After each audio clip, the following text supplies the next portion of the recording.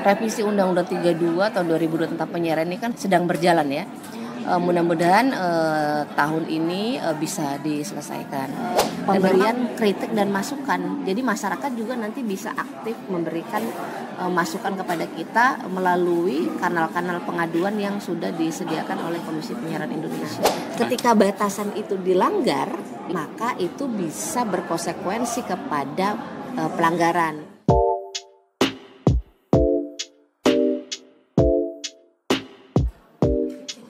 Hari ini kita berbicara tentang bagaimana KPI, Komisi Penyiaran Indonesia, terkait dengan pemantauan dan lain sebagainya. Kalau selama ini kita ketahui melalui Undang-Undang 32 tahun 2002, itu kan ranahnya hanya di media penyiaran, televisi dan radio.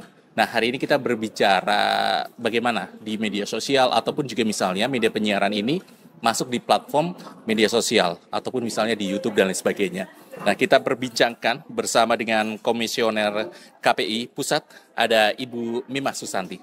Selamat siang, Bu Mimah. Selamat siang, RRI Purwokerto. Betul, Bu Mimah. Dan seluruh pendengar setianya. Oke, berkaitan dengan apa perlu ini, Bu, terkait dengan revisi ataupun juga tidak Undang-Undang 32 itu tidak hanya di media penyiaran saja, Bu. Iya. Sebagai komisioner seperti apa? Jadi berdasarkan informasi dari Komisi 1 ya DPR RI, memang proses revisi Undang-Undang 32 tahun 2002 tentang penyiaran ini kan sudah berjalan ya, sedang berjalan ya. Mudah-mudahan tahun ini bisa diselesaikan. Dan memang ada banyak hal yang memang perlu direvisi terkait dengan yang pertama kewenangan Komisi Penyiaran Indonesia.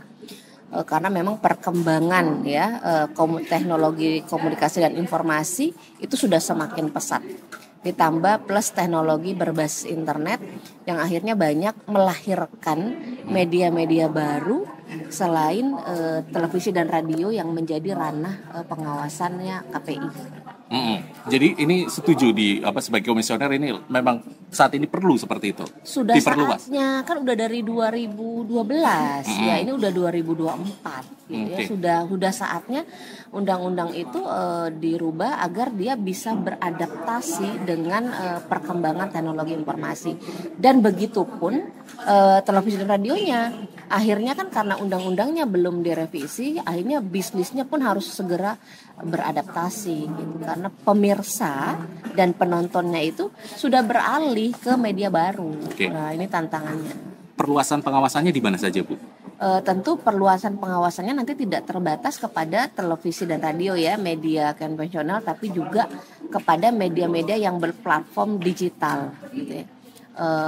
Ya nanti kita lihat nih batasan kewenangannya, karena kan udah banyak nih media baru ya, media yang berbasis media sosial dan berbasis OTT itu sangat luas, maka memang nanti perlu ada pembatasan mana yang menjadi wilayah kewenangannya Komisi Penyiaran Indonesia. Nah, kita akan lihat nanti di revisi Undang-Undang 32 tahun 2002. Oke, kalau misalnya selama ini kan sudah diatur di Undang-Undang ITE dan sebagainya, bahkan Undang-Undang ITE menjadi polemik tersendiri karena terlalu dalam tanda kutip mengekang dan sebagainya kebebasan. Nah, ini agar tidak berbenturan dengan undang-undang yang lainnya dan sebagainya, ataupun juga kebebasan ekspresi dan sebagainya, gimana, Bu? Kan kalau undang-undang ITE kan berbasisnya delik aduan ya, masyarakat melapor baru ada proses berkelanjutan. Nah, kalau di KPI ini kan sifatnya dia aktif, dia ngawasi gitu ya, terus ada penindakan. Jadi pengawasan secara aktif dan real time sebenarnya. Sehingga juga ada proses namanya pemberian kritik dan masukan. Jadi masyarakat juga nanti bisa aktif memberikan masukan kepada kita melalui kanal-kanal pengaduan yang sudah disediakan oleh Komisi Penyiaran Indonesia. Oke, baik, Bu. Kalau selama ini pengawasan di media penyiaran seperti apa sih, Bu?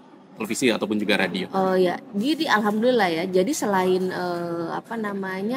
penjatuhan sanksi, sebenarnya Komisi Penyiaran Indonesia ini kan punya apresiasi kepada lembaga penyiaran yang setiap tahun kita selenggarakan sebagai bentuk dorongan dan motivasi kepada televisi dan radio untuk selalu memproduksi program-program yang berkualitas agar dia bukan hanya mengedepankan rating semata, tapi juga mengedepankan edukasi. Nah, jadi edukasi hiburannya plus selain informatif. Dan juga kita juga mendorong agar media penyiaran dalam hal ini televisi dan radio itu selalu menjalankan fungsinya. Ada fungsi kontrol sosial, ada fungsi perekat sosial, ada fungsi ekonomi, fungsi budaya yang bisa jadi kesatuan yang utuh dalam menyusun sebuah program. Nah, kita punya program apresiasinya Anugerah Penyiaran Ramah Anak khusus untuk program-program anak-anak yang berkualitas, dan yang hari ini kita kan hampir gitu ya, dan bahkan kita sudah kehilangan program-program yang diproduksi untuk anak, dan bahkan mendorong televisi untuk memproduksi program-program yang ramah anak. Jadi bukan hanya untuk program anak, tapi juga ramah anak. Terus ada namanya Anugerah Syiar Ramadan. Ini khusus untuk program-program yang diproduksi dan disiarkan pada bulan Ramadan.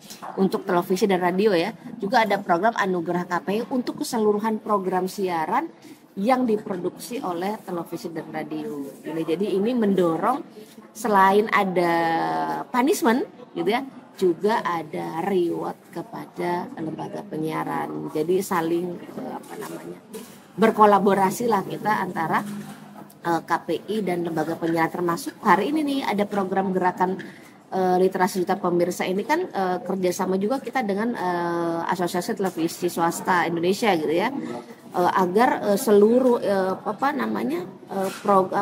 lembaga penyiaran yang di bawah naungannya itu juga semangat untuk memproduksi program yang berkualitas, tidak tanpa menafikan ya bisnis media yang hari ini boleh dibilang dalam kondisi tidak baik-baik saja di tengah gempurannya hadirnya media baru.